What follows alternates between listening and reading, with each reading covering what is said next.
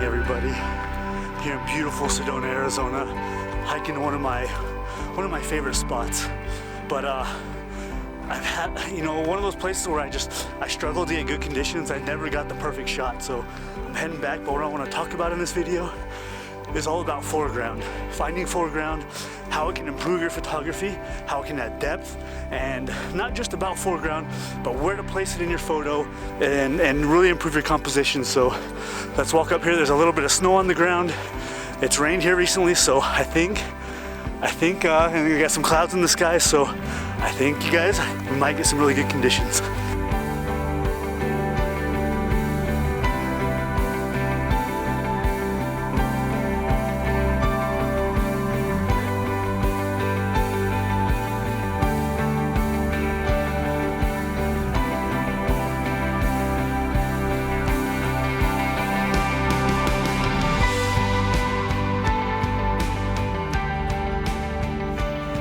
Alright guys, well, I got water in these basins here, which I'm absolutely stoked about. Gonna get some reflection.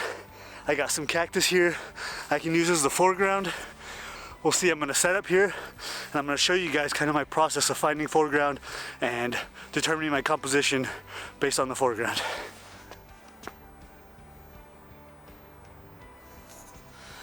Alright guys, so I'm set up, and what I've done here is I found the foreground that I like, which is this cactus kind of right behind me here, and you got the water leading right up to Cathedral Rock in the background here.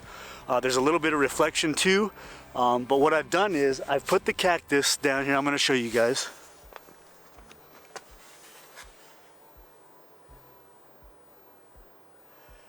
See, I put the cactus in the bottom left part of the frame, and the reason why I've done that is if I put it right in the middle and just lead it right directly to Cathedral Rock, I've done that before.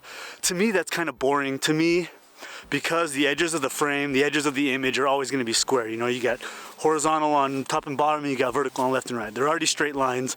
They're perpendicular to each other. It's so if you put your composition in a straight line with that, to me it just kind of looks boring. I don't like that. So what I like to do is take that foreground, put it on the very left bottom third of the frame, put the subject, which is Cathedral Rock in the background here, put that in the top right third of the frame. So you have kind of a diagonal line. You have your foreground leading you in, leading right towards Cathedral Rock. To me, that makes much more interesting composition than straight line with the right in the middle, cactus right in the middle, with the leading line. To me, it's not as interesting. It's not as fun. I get that. To me, that seems boring. So that's why I've done it the way that I have. And the reason why I have a vertical composition is because when I put a wide composition on to try and get this in the foreground here, it put too much of this behind me. I got all of this back here, and none of that added to the frame. None of that made any sense to where it made the photo better. It made it worse, to be honest with you. A lot of dead space, and there's nothing interesting that way. So because I wanted to kind of aim, the sun's going to be rising this way, and I don't know if I'm going to get any color because it is pretty cloudy. If I wanted to because there's nothing this way either, really. There's really nothing that's really interesting, nothing that adds to the frame either. Everything is right in the middle, but I didn't want to do that, so the light's going to be coming from this way, the sun's going to be coming from this way. I got Cathedral Rock, so the sun and the light would maybe take up the top left third of the frame.